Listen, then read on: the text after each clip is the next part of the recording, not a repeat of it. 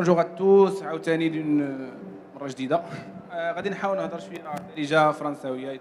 pour que tout le monde suive avec moi la présentation. Donc aujourd'hui, Catedis est placé comme étant une solution 100% digitalisée de bout en bout et qui est marocaine. Donc c'est ça notre fierté, d'être un acteur marocain, d'être un leader marocain qui a démarré from scratch et qui a aussi montré le public, tout le monde, que قد ما كنتي صغير إلا كانوا عندك des rêves كبار tu pourras les réussir. Sans rêve tu pourras rien faire. Donc rêvez messieurs et mesdames. Pour que je puisse démarrer la présentation, aujourd'hui ma présentation va se dérouler sur deux volets. Le premier volet, c'est quoi les questions que je dois me poser pour construire un pitch deck pour faire une levée de fonds. C'est-à-dire comment mon pitch deck doit être présenté, c'est quoi les questions clés que je devrais répondre dessus pour finaliser une levée de fonds réussie. La vérité, je vais partager aujourd'hui une présentation réelle. Et c'est pour la deuxième fois que je la dévoile. La première fois, c'était dévoilé en MEC 2023. Et la deuxième fois, c'est aujourd'hui. L'étude de cas, ou la use case, est réelle de Catedis. C'est-à-dire quand on a démarré la première levée de fonds avec la CDG qui était de 3 millions de dirhams à l'époque, c'est le pitch deck, et c'est les questions qu'on a répondues dessus. Donc premièrement, il faut avoir et identifier un besoin sur le marché. On ne peut pas venir sur un investisseur en lui disant عندي واحد l'affaire ولكن ما كاينش المشكل اللي انا كنحلو. Alors aujourd'hui, بالنسبه له tu traditionnel بحالك بحال كاع الناس, il n'y a pas un intérêt d'aller intervenir. Donc première question à mettre en place, c'est quoi le besoin ou le pain point des غادي نجاوب عليه. Pour nous, c'était une qualité satisfaisante de la livraison et la non-maîtrise de la logistique e-commerce. Au départ, en 2018-2017, on parlait ما كايناش une livraison e-commerce, mais كاينين de la messagerie nationale traditionnelle. Les gens ils n'ont pas de la connaissance. Deuxièmement, c'est dans quel contexte avez-vous identifié la problématique? Comment tu as eu l'occasion d'identifier cette problématique? Pour moi, c'était un vécu, parce que Catedis, c'était un e-commerce. En 2017, 2016, 2018, on faisait de l'e-commerce.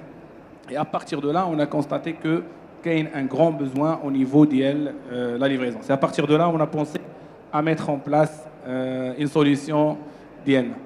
Aussi, il faut avoir un feedback des premiers clients.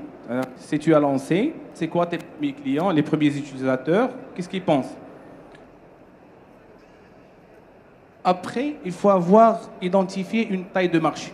C'est-à-dire, si je viendrais un investisseur, je devrais lui dire qu'il y a une opportunité. Il y a une opportunité d'affaires. Et un investisseur aujourd'hui, il ne va pas te donner de l'argent comme ça, pour de la gloire.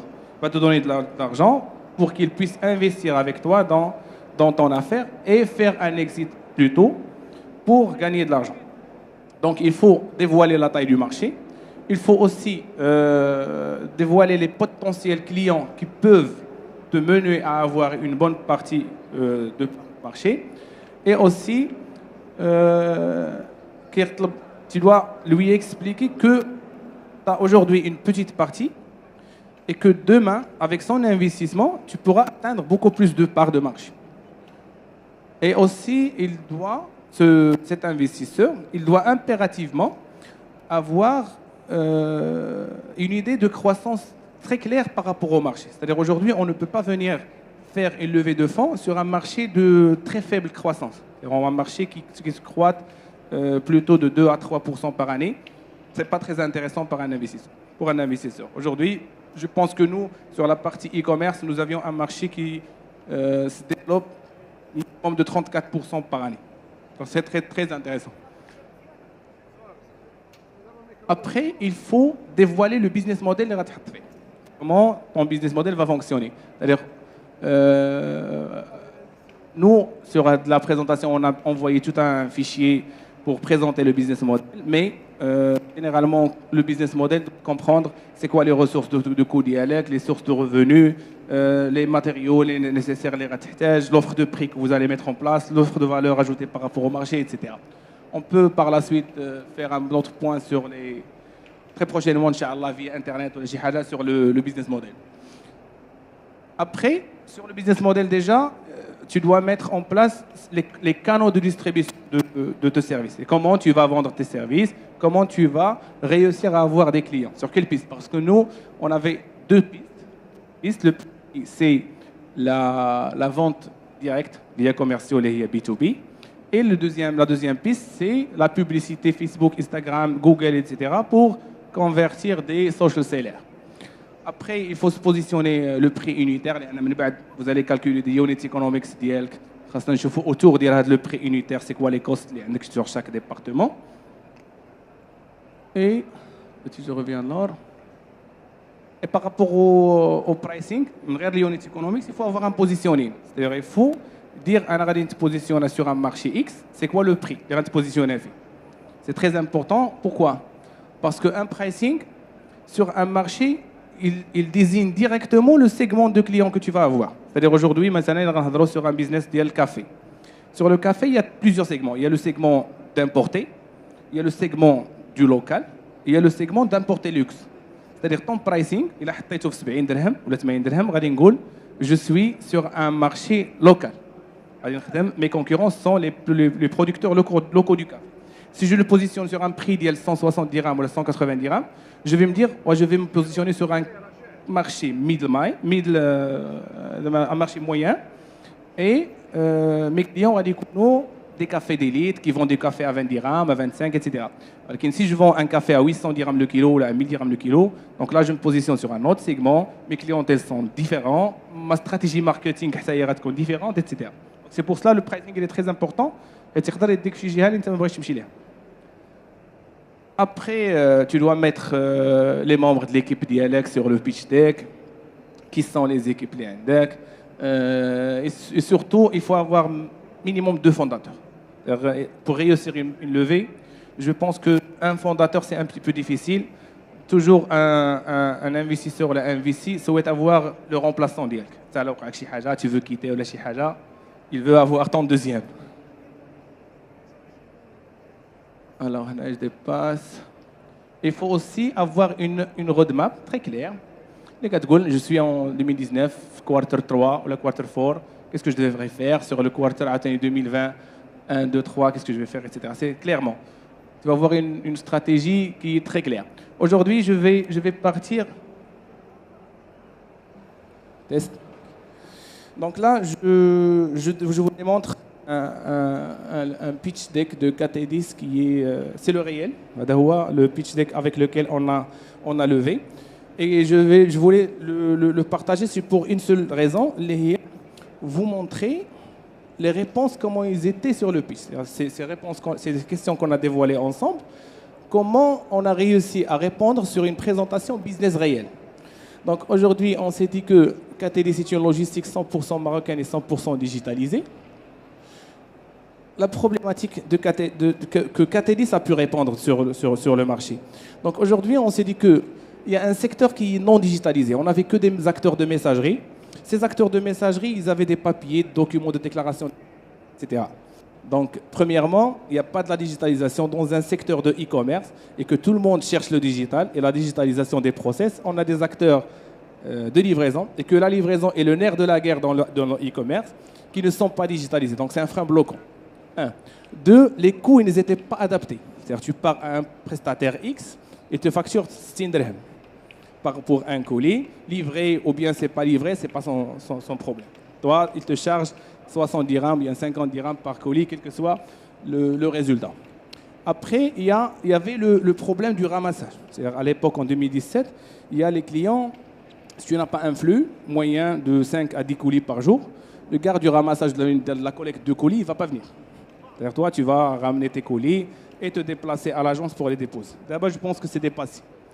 Donc, c'est 3 problématiques qu'on a répondu au départ. 2, c'est quoi la solution que KT10 peut apporter sur ce marché-là?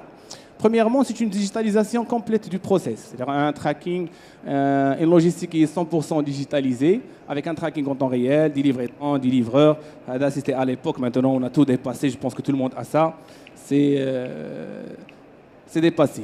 Deuxièmement, on a proposé des livraisons en same day, c'est-à-dire en jour J, pour être plus rapide, plus efficace, pour combattre le désistement des clients. C'est-à-dire un client peut acheter Mais demain, il peut désister. La livraison en jour même sur les grandes villes, ça a réduit le délai et ça a réduit aussi les taux de retour à cause du désistement. Après, on a un retour de cash qui était facile et sécurisé par rapport aux autres concurrents. Après, le pricing était très adapté. C'est-à-dire aujourd'hui, les livraisons canaux qui daro 60, 58, etc. On livre à 35, à 40 dirhams. Walakin, on ne se paye pas les retours, on vous aide à avoir une visibilité très claire par rapport au pricing, etc.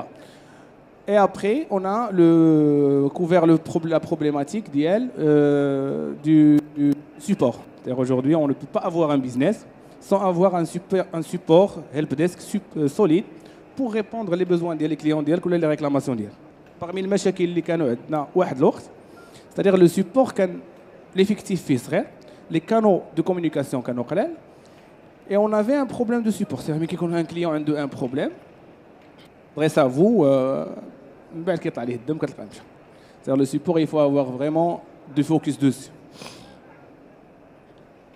On a dévoilé aussi le système d'information d'IANA, comment elle a été conçue. C'est une version, je pense, bêta. Hein. C'est la première version de Catalyst. Aujourd'hui, nous sommes à une version de 11.01. Donc, il faut aussi ne pas s'arrêter du dev. Sinon, les amis. Okay, donc, on a répondu avec le système d'information sur la partie digitalisation, plugin, connecting, etc.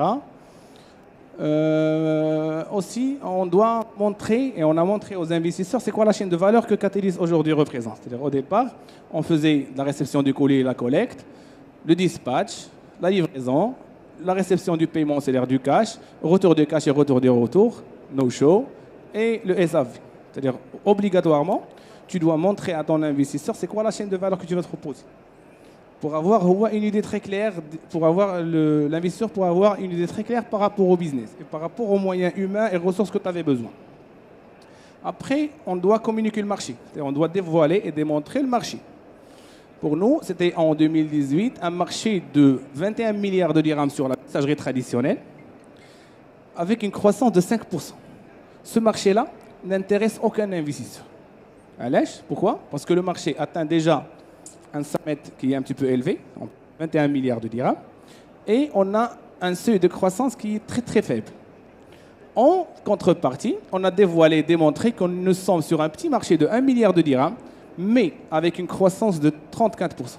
La forte croissance qu'on a pu démontrer, ça ouvre l'appétit d'un investisseur. C'est-à-dire qu'il se dit entre lui, aujourd'hui si je fais 1 million, je peux augmenter de 34% si je détiens rien que les clients d'Yaouli. Les clients. Alors là, de 5%, c'est très bon. Le retour sur investissement pour un investisseur, et là, c'est ton rôle en tant que leveur de fonds. C'est-à-dire tu dois montrer à un investisseur que tu as la capacité et que ton projet va réussir certainement et tripler ou bien quadrupler ou la multiplier fois 10 et 10x son investissement. Sinon, qu'est-ce qu'il y a l'autre?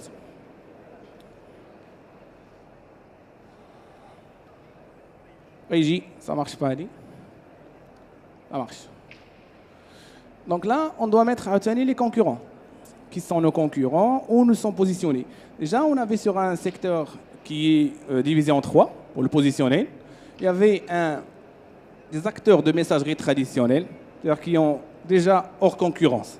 C'est-à-dire un concurrent qui ne propose même pas un minimum de digitalisation requis, il est hors concurrence.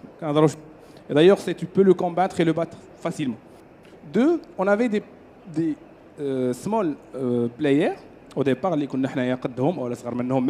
me rappelle, on était moins, qui ont généralement un positioning mzien, mais on n'a pas un développement. C'est-à-dire on voit que les gens sont positionnés un point, ils n'ont pas pu se développer avec le temps.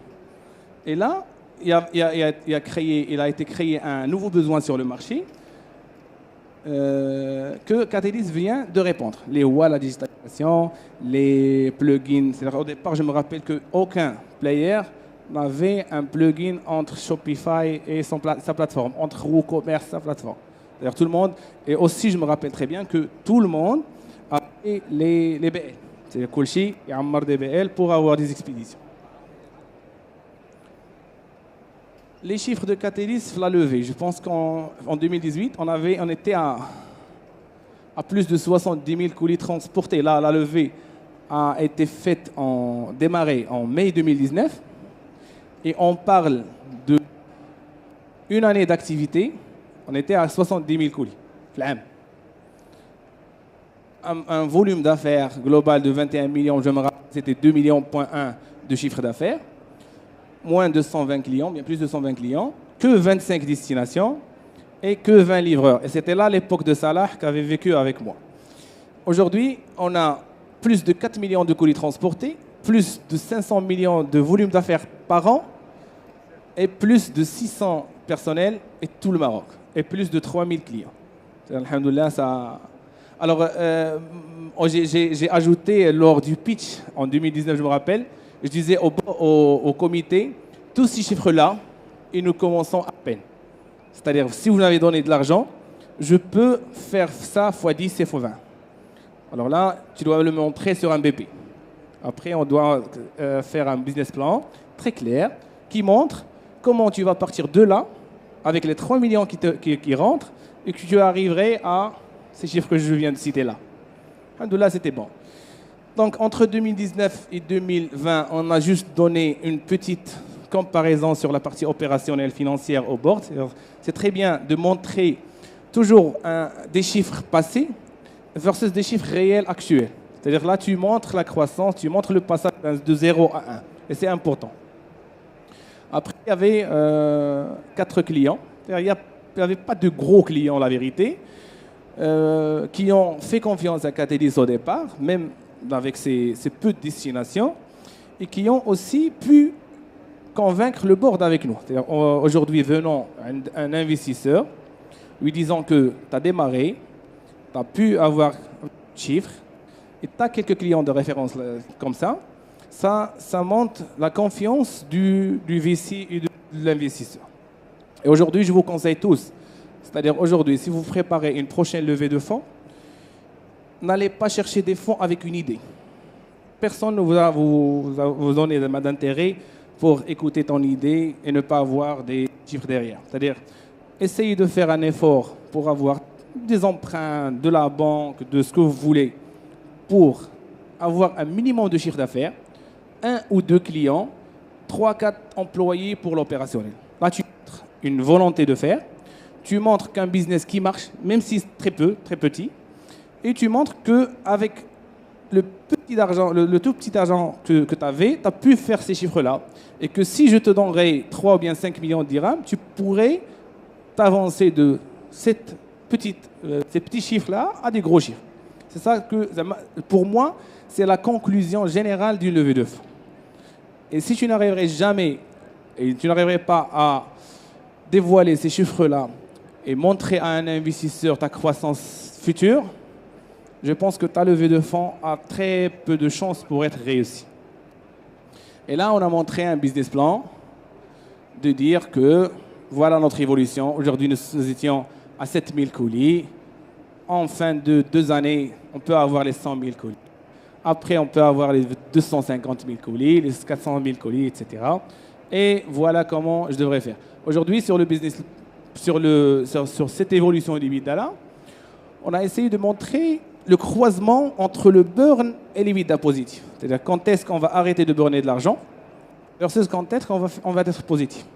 Et c'est très important aussi parce qu'un investisseur peut te donner de l'argent et tu restes en burn et en cash burn pendant toute ta vie. On cherchait un tout petit peu d'argent au départ, je me rappelais 3 millions, alors aujourd'hui si on parle lever, et d'ailleurs c'est déjà le cas, on est en train de lever, je pense, plus de 50 millions de dirhams aujourd'hui. On a déjà closé, je viens de closer déjà une levée bridge qui a dépassé les 1 million de dollars. Et prochainement, on est sur un closing de 5 millions de dollars prochainement. Je pense que les 1 million, c'est ma 4e levée.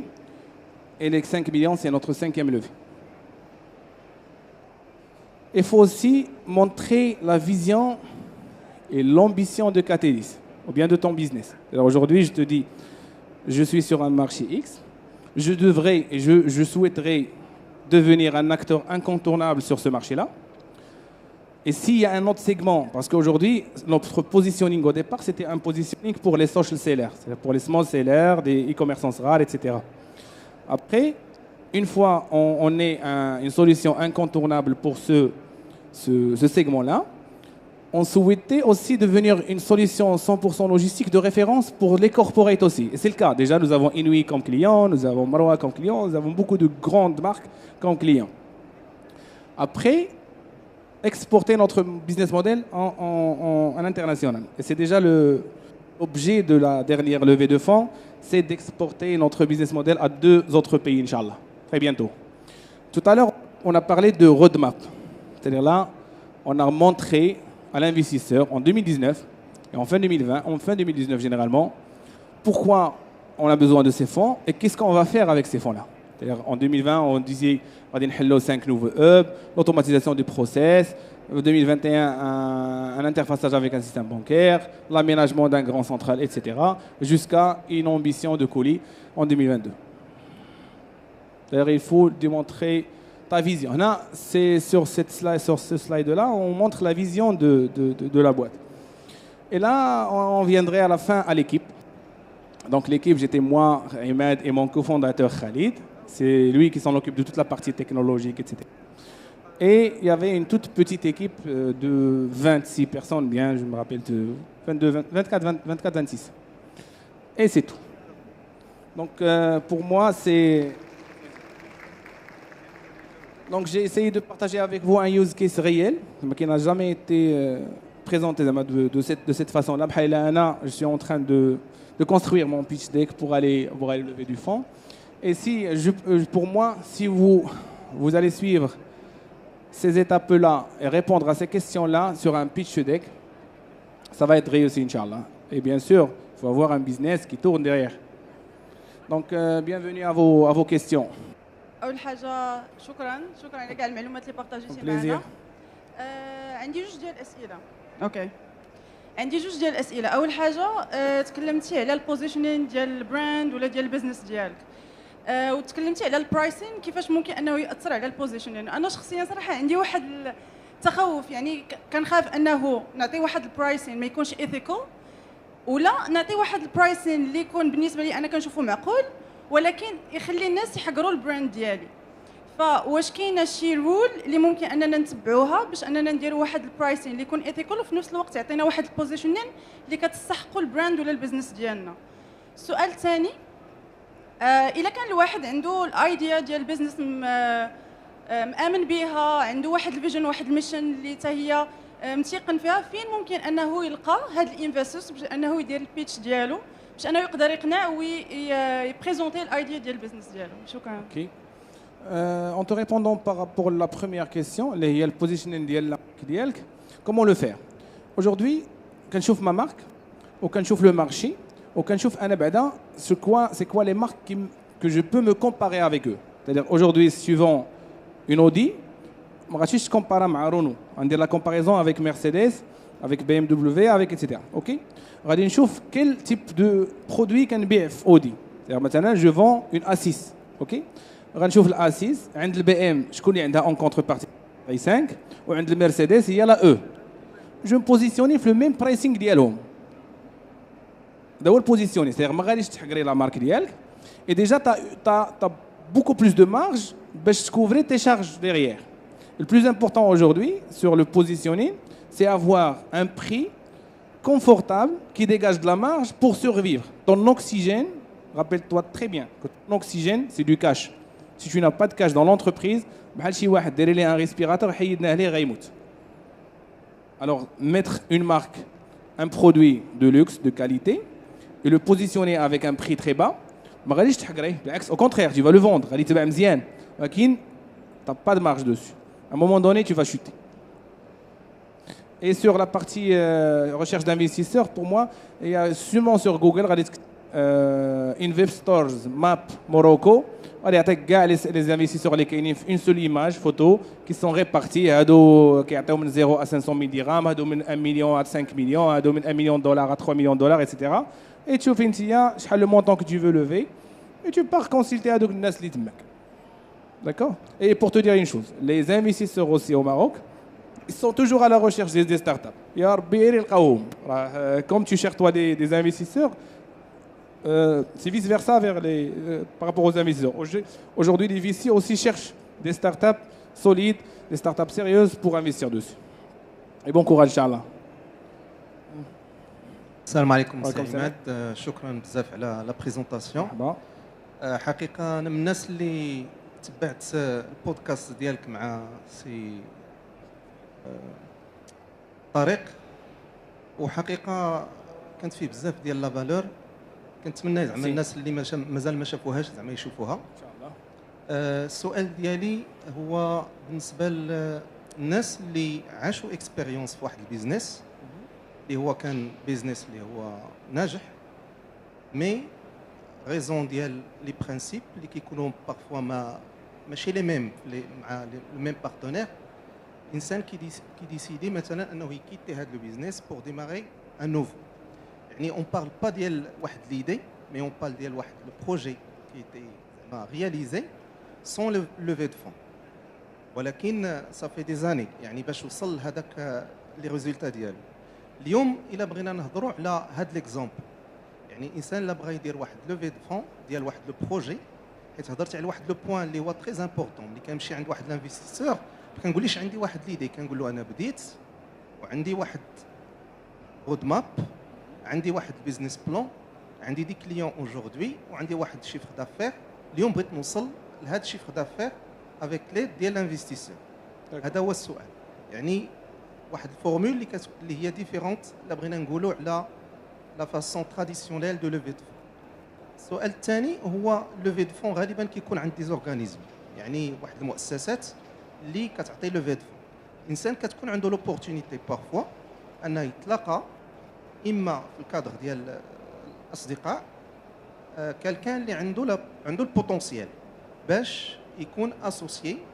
فكيفاش كتكون يعني هاد نقولوا حنا لا بريزونطاسيون ولا كيفاش نقدروا نقنعوا واحد لا بيرسون اللي ماشي اورغانيزاسيون ولا اورغانيزم اللي كيعطي ليه لوفي دو فون باش يكون اسوسي في هذا البروجي هذا.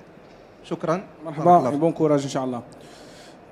Premièrement par rapport à la première question d'Yelp, aujourd'hui le fait d'avoir réussi un projet auparavant ça rentre dans le cadre d'un bon CV d'entrepreneur qui a pu réussir des projets au précédent. C'est-à-dire qu'il y aura plus de chances de lever rapidement qu'un autre qui vient de démarrer. Et si tu gardes un business angel, automatiquement, la deuxième question, donc c'est important pour toi de chercher dans le cadre de l'Aïla, dans le cadre de l'Asdira, et d'essayer de le faire comprendre le business. شوف في قهوة غنديرو غنفعلو غنصوبو غنركروتيو غنديرو غنبيعو غيشيط لينا. إلا قدرتي تقنعوه بهذه الطريقة لأن هي الطريقة اللي غادي يفهمها واحد الصديق ديالك ماشي أن انستيتيوسيون اللي غتبقى تبريزونطي ليه ودايوغ شي واحد اللي عادي تبقى تبريزونطي ليه غيتخلع ويزيد بحالات. دونك ديكو تحاول تشرح ليه بلا فاصون ديالك et tu démarres avec هذوك لي فون ديالو في الأول et tu vois un institut. Les instituts sont toujours très importants par rapport à des بيع ما يصدقش. Tu as des contrats, tu as des pactes, c'est clair. كتبع هذاك الشيء ما يهضر معك حتى واحد كتخرج على السطر كيجيو لك. دونك bon courage Inch'Allah. Autre question? Si.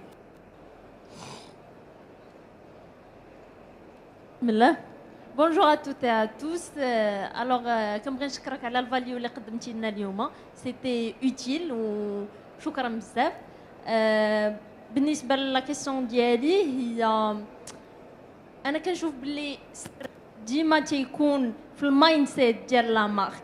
الوغ حنا دابا كندويو في لو او ديال هاد لا مارك كيفاش وصلات كاتي ديس كيفاش دابا هي حاليا في لو مارشي ومنين تتصنف بغيت نعرف شنو هو السر اللي مشات به كاتي ديس من داون حتى وصلت حاليا فين كاينه هي دابا.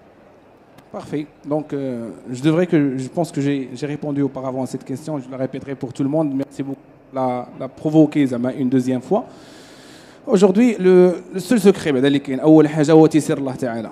إذا ما وفقكش الله تعالى واخا ما عرفتش دير هذه ديرها بين عينيك. بنادم يتوكل على الله يدير الأسباب ديالو والأمور كتمشي بخير إن شاء الله تعالى. Le secret que j'ai et que c'est que j'ai toujours mis mon client dans mon centre d'intérêt. J'ai jamais vu un concurrent, ولا كنبدا نقلب على les concurrents qu'est-ce qu'ils font parce que هذا الشيء غادي يخليك غير كتنقل un concurrent وكيخليك كتولي tu présentes la même offre que l'autre. Tu réponds au même problème que l'autre, rien ne te diffère et te démarque par rapport à la concurrence. Et si tu mets ton client dans ton centre d'intérêt, dans ton focus, tu vas toujours répondre à ses questions, à ses besoins. Et avec le temps, tu vas te retrouver avec une offre de prix, une offre de valeur très différente par rapport au marché et très démarquable. Et c'était ça le secret qu'on avait. Et d'autres marques, il y avait toujours la copie de Catalyst. Et nous, en tant qu'humains, on a fait des erreurs dans le lancement d'une offre et tu vois que tout le monde te suit, tu changes et tout le monde tombe. Alors là, ce que je dis, tu fixes ton intérêt sur ton client et ton client, si tu lui écoutes très très bien, il te répond et te raconte ses problèmes. Si tu réponds à ces problèmes, tu le rends satisfait, crois-moi, il te ramène l'ensemble des clients du marché et tu seras démarqué par rapport à la concurrence dans le marché. C'est ça le seul secret. Et d'ailleurs, tu dois être sérieux, confiant et très transparent. Ne jamais mentir à un client, ne jamais donner des promesses le client. Et aussi, truc très important, c'est savoir dire non. Il y avait, je me rappelle très bien, des clients qui viendraient à une époque et te dire on dit 4000 colis par jour. Au fait, avec tout regret, je ne peux pas parce que si tu me donnes les 4000 colis, je meurs. Je vais tomber mort tout de suite. Et j'ai aussi suivi que avec le client, il y a d'autres qui n'ont pas la capacité, qui ont pris avec le volume et qui ont mort. Donc, dis-moi, connaître ses capacités, transparence, sérieux, dire non, et ton client est dans ton centre d'intérêt. Merci. D'autres questions? Oui.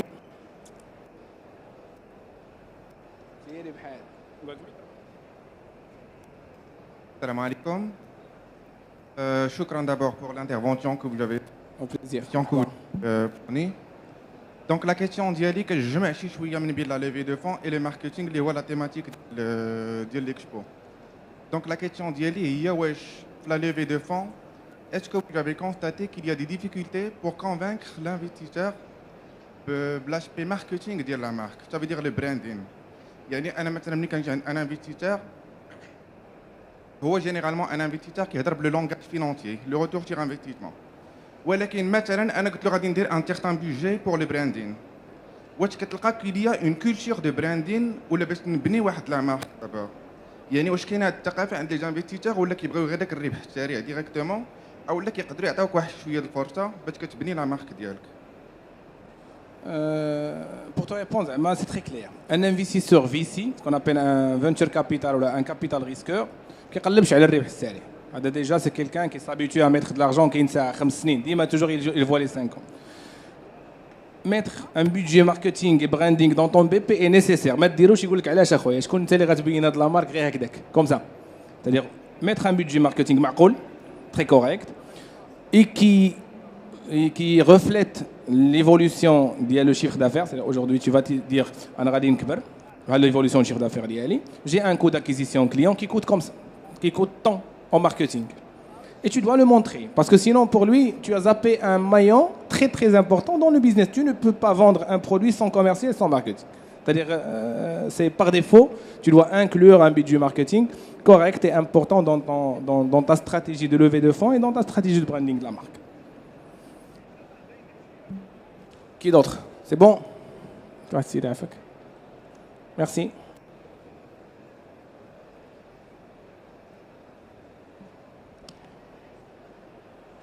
Bonjour, je vous remercie tout d'abord pour votre intervention, c'était de qualité. Merci. Dans un deuxième temps, j'aimerais bien vous demander, s'il vous plaît, quels sont les critères à prendre en considération quand on est en early stage et en mid stage pour générer un investisseur de qualité qui pourra investir dans notre projet? Merci pour la question, c'est très pertinent. Aujourd'hui, le focus, il faut le mettre sur les unit economics du business. C'est-à-dire ton business a des unités economics. On est clair. C'est-à-dire pour moi, je vends des colis, mon unit economics, ils sont autour du coût. Je disais, mon investissement ou ma charge IT, combien il prend le coût, le prix, ma charge commerciale, combien il prend, ma charge marketing, combien il prend, etc. Et tu dois être capable de montrer qu'avec l'évolution du business et l'évolution de ton chiffre d'affaires, ces unit economics la baisse et non plus devrait augmenter. Parce que si tu montres que ces unit economics augmentent, tu vas montrer que l'investissement va réduire la charge ديالك ويكبر le chiffre d'affaires ديالك. Pour eux, c'est augmenter le chiffre d'affaires et réduire la charge d'une manière correcte. C'est pas de réduire la charge pour la réduire, mais réduire pour montrer qu'avec la croissance, on va être rentable. Parce qu'il y a beaucoup de business qui augmentent leur chiffre d'affaires, mais en contrepartie, ils ne peuvent pas augmenter ce chiffre d'affaires sans augmenter la charge. Pour réduire les coûts et avoir des cost killing, il ne peut pas. Et ça, ce qu'un investisseur cherche dans l'évolution de ton business, il cherche le voir dans un BP. Et c'est-à-dire dans ton slide, parce que là, c'est une version 1 que j'ai mis en 2019. Mes versions de 2024-2023, ils comprennent un slide de unit economics, de 2019, ou de 2020, 2021, 2022, 2023, 2024. Et que je montre l'évolution de le chiffre d'affaires et je montre la réduction et la baisse des unit economics. Et là, on montrer la rentabilité de l'entreprise. Parce que si tu n'arrives pas à le montrer, tu vas avoir pour un investisseur un business qui croît mais qui est non rentable. Très bien.